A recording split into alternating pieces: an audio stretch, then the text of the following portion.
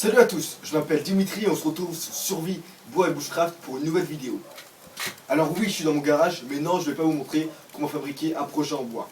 Je me suis mis à l'intérieur pour la simple et bonne raison qu'il faisait vraiment trop moche dehors. Et donc je voulais être à l'abri de la pluie.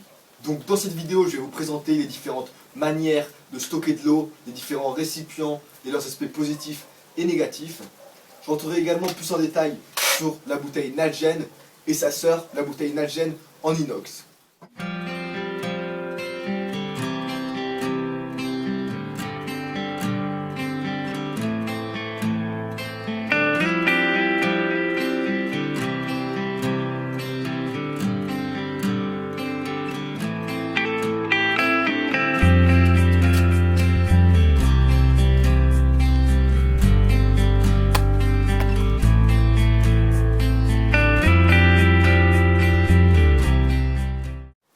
Donc comme je viens de vous le dire, le but de cette vidéo va être de vous montrer les différentes manières, les différentes possibilités, les différentes options que vous trouvez sur le marché pour stocker votre eau, que vous partez en bivouac, en expédition, en trek ou tout simplement en ville.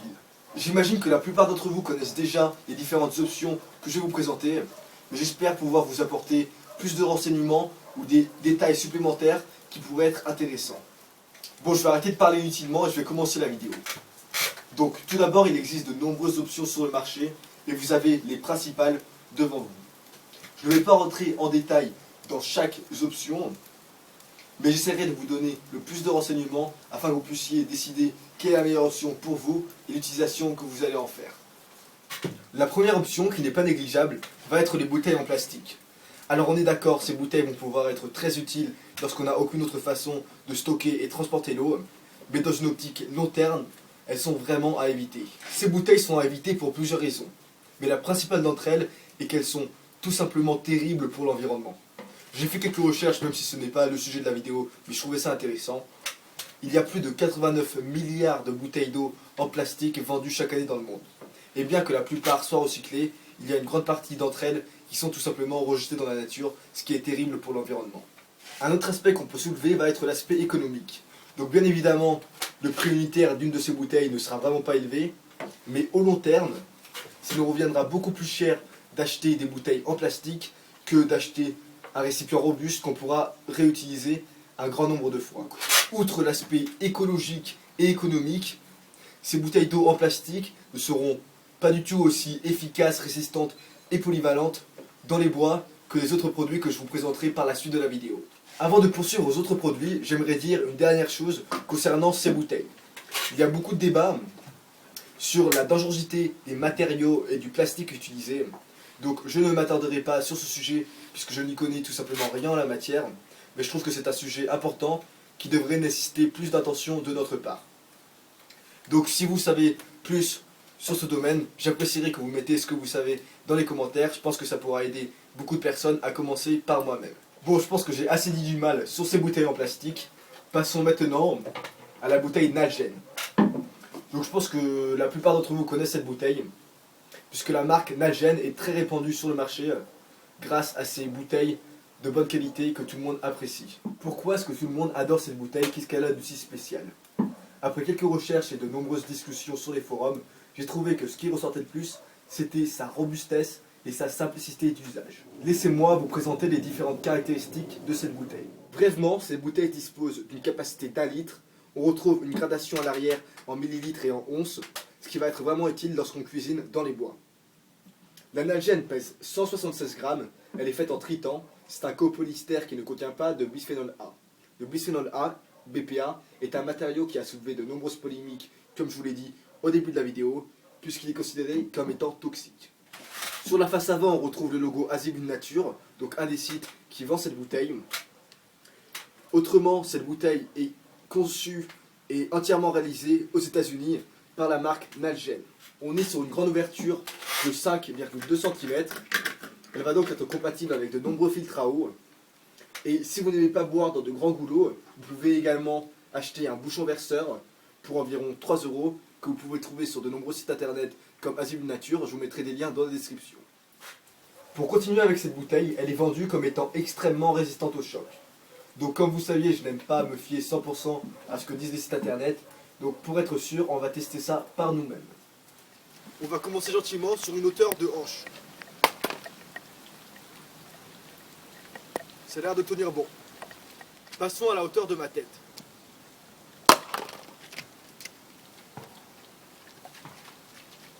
Un petit dernier test pour le plaisir. C'est marrant, mais à chaque fois que je teste un produit, je me demande toujours si je vais trop loin.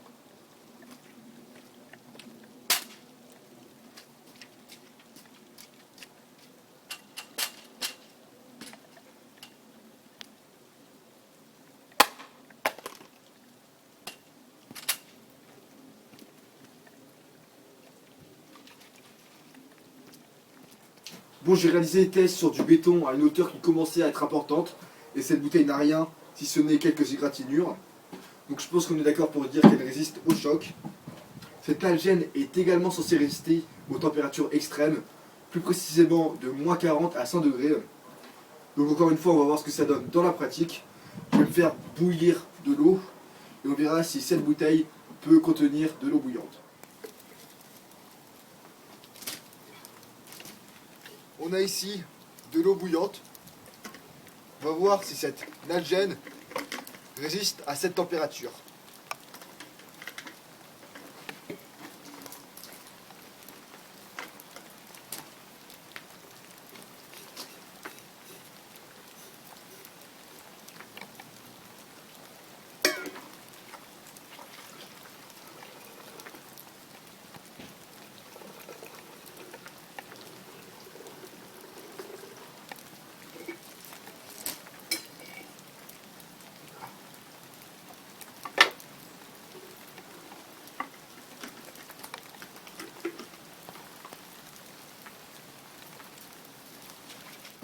Bon, on a pu voir grâce à ces tests que la Nalgene répond bel et bien à ce qu'annonce la marque. Elle va donc pouvoir contenir des boissons chaudes ou froides.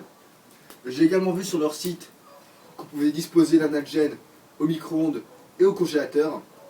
Donc je ne ferai pas de test pour le micro-ondes puisque je n'ai tout simplement pas de micro-ondes. En ce qui concerne le lavage, ça va être très pratique. Si vous êtes flemmard, vous allez juste avoir besoin de la mettre au lave-vaisselle. Et si vous n'avez pas de lave-vaisselle disponible, la grande ouverture va nous donner un accès facile à l'intérieur de la bouteille. Pour terminer avec les caractéristiques, le matériau ne dégage ni d'odeur ni de goût. Alors vous avez déjà ici un exemple qui pourrait venir remplacer vos bouteilles en plastique au long terme. Donc vous allez pouvoir trouver cette bouteille sur le site azimutnature.com comme vous pouvez l'imaginer avec le logo. Elle coûte environ 10 € et je vous mettrai tous les liens dans la description comme d'habitude. Bon, je vais maintenant vous parler de la sœur de la Nalgene. Il s'agit bien évidemment de la Nalgene en inox. Donc globalement, ces deux bouteilles vont partager les mêmes caractéristiques, à l'exception que celle en inox va pouvoir être disposée directement dans le feu. Ce qui va grandement augmenter sa polyvalence dans les bois. Au niveau des caractéristiques, elle dispose également d'une capacité de 1 litre, d'une grande ouverture qui va nous permettre un nettoyage et un remplissage facile. Elle est fabriquée en acier inoxydable 316 chirurgical. Elle va donc être un peu plus lourde, soit 370 grammes. Juste pour éviter toute confusion, au cas où vous demandiez ce que cette tasse vient faire là, non, je vous arrête tout de suite, ce n'est pas la nouvelle option magique pour contenir l'eau dans les bois. C'est juste qu'il fait un peu froid, j'imagine que vous pouvez voir la vapeur qui sort de ma bouche, et donc j'ai besoin d'une boisson chaude pour décongeler mes doigts. Bon allez, retournons chez Sérieuse avec la Nalgene en inox. Avant d'oublier, vous allez pouvoir attacher les deux Nalgene avec un mousqueton comme ceci.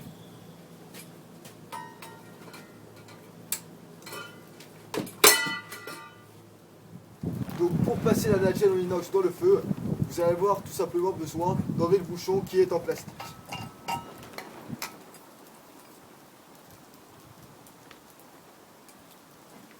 Il y a ensuite un système de cordes. Je ne sais pas si vous arrivez à voir dans la vidéo, qui permet d'enlever le bouchon complètement de la partie en inox.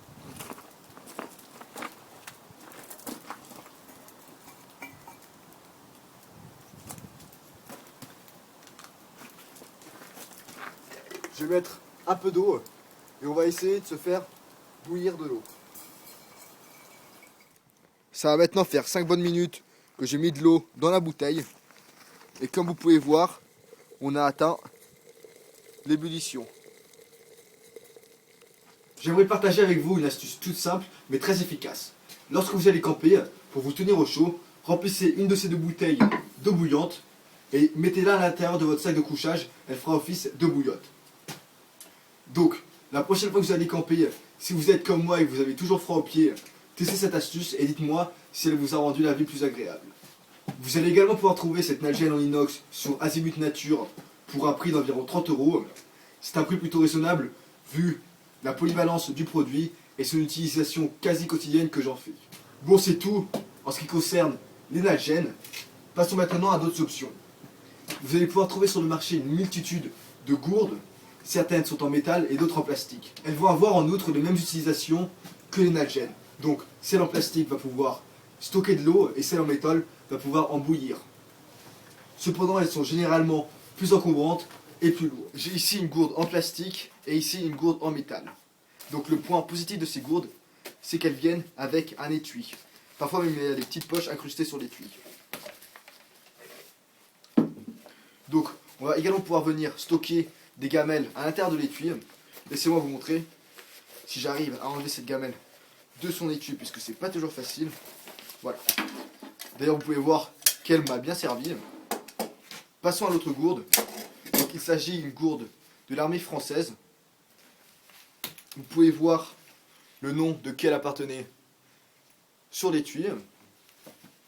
Donc j'ai trouvé cette gourde pour environ 3 € dans un vide-grenier. C'est un très beau produit qui a sûrement vécu pas mal de choses. Mais le petit bémol, c'est qu'il y a un trou à la base de la gourde. Donc je ne peux pas m'en servir pour stocker de l'eau. Autrement, la gamelle est toujours intacte. Mais je ne vais pas l'enlever puisque c'est un vrai calvaire pour la remettre. Mais même si la gourde avait été fonctionnelle, je ne pense pas que je l'aurais souvent amenée avec moi lors de bivouac puisqu'elle n'est pas toute légère. On retrouve également sur le marché de nombreuses gourdes à eau en plastique le souple. Donc j'ai ici deux modèles. Je vais vous présenter celui-là. C'est le modèle Liquitainer de la marque Source et il dispose d'une contenance de 2 litres.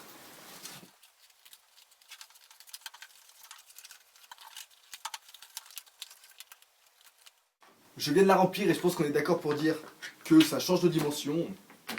Au niveau des caractéristiques, on est sur un poids extrêmement léger, soit 20 grammes. Très facile d'utilisation, on peut voir avec la tétine ou tout simplement au goulot comme la plupart des bouteilles en plastique. Ce type de gourde qui utilise du plastique le souple est très résistant au choc. Comme vous pouvez voir sur la vidéo, lorsqu'elle est pleine, elle tient debout. Et bien évidemment, quand elle est vide, elle est très compacte. Vous allez pouvoir trouver ce modèle Liquitainer sur le site, oui encore une fois, Azimut Nature, pour une dizaine d'euros. Une autre façon de stocker de l'eau va être d'utiliser des poches à eau. Donc vous connaissez tous le concept. Elles vont principalement être utilisées lors de randonnées ou d'expéditions, puisqu'elles vont permettre de stocker une grande quantité d'eau et seront beaucoup plus légères et beaucoup plus compactes que d'autres options comme les gourdes ou les bouteilles nalgène. Les inconvénients principaux vont être le fait qu'on ne pourra pas remplir ces poches d'eau bouillante et encore moins faire bouillir de l'eau à travers ces poches. Elles vont être également moins résistantes au choc que d'autres produits que vous pouvez trouver sur le marché. La poche à eau que j'ai ici s'agit du réservoir Antidote de la marque Camelback. Camelback est une marque américaine spécialisée dans la fabrication de récipients d'eau et de sacs à dos. Donc je vais brièvement vous raconter la fondation de cette marque. Elle va être créée en 1988 par un cycliste amateur qui participait ce jour-là à une course de vélo de plus de 160 km dans le Texas. Donc ce cycliste était en réalité un médecin technicien d'urgence. Il s'appelait Michael Edson. Il avait besoin pour la course en vélo d'une manière de transporter une grande quantité d'eau sans avoir à tenir aucun récipient avec ses mains. Donc il a décidé d'insérer une paille dans un des sacs de perfusion qu'il avait sur lui et de mettre son sac à l'intérieur de son maillot. Et c'est donc à partir de ce jour que les sacs d'hydratation furent inventés. Bon, je trouvais que cette histoire était sympa à partager avec vous, mais je vous mettrai le lien du site Camelback si vous voulez plus de renseignements. Donc, en ce qui concerne le réservoir Antidote lui-même, il va disposer d'une contenance de 1 litre, d'ailleurs on retrouve une gradation, et il mesure environ 30 cm de longueur pour 17 cm de largeur. On va être sur une grande ouverture, ce qui va nous permettre de remplir et de nettoyer très facilement la poche à eau. Le système employé dans cette poche à eau pour relier le réservoir au tube d'hydratation s'appelle Quick Link. Donc en français ça veut dire connexion ou lien rapide. Donc ce système permet de séparer le tube au réservoir. Le tube est également doté d'un système fermeture et ouverture. Il prend la forme d'un clapet qu'on va pouvoir même manipuler avec des gants. Le tube d'hydratation est protégé du froid et du chaud grâce à une housse qui sert de protection thermique. La valve est appelée Big Bite. Elle est réalisée en silicone de qualité médicale. Elle permet de s'hydrater à tout moment, donc vous connaissez le principe. Il va juste suffire de mordre et d'aspirer une gorgée. Alors, au niveau du prix, on va être sur 55 €. C'est un prix qui est bien évidemment plus élevé que les Nalgene, mais qui reflète bien la qualité des technologies et du matériel utilisé. Mais pour moi, ce produit n'aura pas du tout la même utilisation que la Nalgene en inox, puisqu'elle ne pourra pas bouillir de l'eau ou la chauffer, et donc c'est un produit qui sert uniquement à stocker et transporter l'eau. Vous n'allez pas pouvoir faire fondre de la neige ou purifier de l'eau qui n'est pas potable. Ceci dit, c'est un produit que j'utilise souvent lors de simples randonnées, ou au contraire lors de grandes expéditions ou trek, puisque les poches vont nous permettre une grande capacité de stockage. Mais dans ce cas, j'amène toujours avec moi un récipient qui me permet également de bouillir de l'eau. La dernière option qu'on va voir ensemble aujourd'hui s'agit des bidons à eau et des seaux. Donc il existe une multitude de bidons à eau sur le marché. Il y en a des solides et d'autres des souples. Je n'ai malheureusement pas de modèle solide à vous montrer, mais j'en ai un de souple. Je privilégie les modèles souples puisque, bien évidemment, ils vont être beaucoup plus compacts, ce qui va être pratique puisqu'on va pouvoir les amener avec nous lors de bivouac. Donc je ne vais pas vous faire de dessin. Ces bidons à eau vont être très utiles pour un campement. Quand je pars camper plusieurs jours, j'amène généralement avec moi un récipient de ce type que je vais ensuite remplir à la rivière s'il y en a une à côté de mon campement. De cette manière, ça va me permettre de stocker une large quantité d'eau qui va être utile pour effectuer toutes les tâches autour du camp. Voici les différentes options que j'ai à vous présenter aujourd'hui. Il existe sûrement d'autres manières de stocker de l'eau, mais ce sont les principales, en tout cas à mes yeux. N'hésitez pas si vous avez d'autres manières en tête. C'est maintenant à vous de décider, selon vos besoins, quelle méthode vous convient le mieux. Si j'avais à choisir un seul de ces produits parmi toutes ces options, je prendrais la Nalgene en inox, tout simplement puisque c'est elle qui me permettra d'être le plus autonome dans les bois. Ceci dit, j'utilise l'ensemble de ces produits de façon régulière. Laissez-moi vous donner un exemple. Lorsque je pars en bivouac, je prends ces deux Nalgene. La Nalgene en inox me permettra de bouillir de l'eau et celle en plastique augmentera ma capacité de stockage. Un autre exemple, lorsque je sais que je ferai beaucoup d'efforts intenses, je prends avec moi la poche antidote puisque j'aurai besoin de me réhydrater souvent. Le récipient ou l'option que vous choisissez va vraiment dépendre de vos besoins, de ce que vous êtes en train de faire, de l'effort que vous fournissez et du milieu dans lequel vous êtes. Donc encore une fois, les 4 produits, c'est-à-dire les deux Nalgene, la poche à eau antidote et la gourde à eau souple Liquitainer, viennent de la marque Azimut Nature. Un grand merci à cette marque pour m'avoir envoyé leurs produits afin que je puisse vous les présenter. Bien évidemment, je vous mettrai tous les liens dans la description si vous êtes intéressé. Désolé pour la longueur de la vidéo, mais je comptais vraiment vous donner un maximum de renseignements sur l'ensemble des méthodes, des options de stockage et de transport d'eau disponibles sur le marché. N'hésitez pas à me dire ce que vous pensez de ce format, si vous appréciez lorsque je regroupe plusieurs produits au sein d'un même thème, ou si vous préférez que je fasse plusieurs revues d'un seul produit à chaque fois. Merci à tous d'avoir regardé la vidéo, n'hésitez pas à aller jeter un coup d'œil à ma nouvelle page Facebook et me dire ce que vous en pensez, et à la prochaine.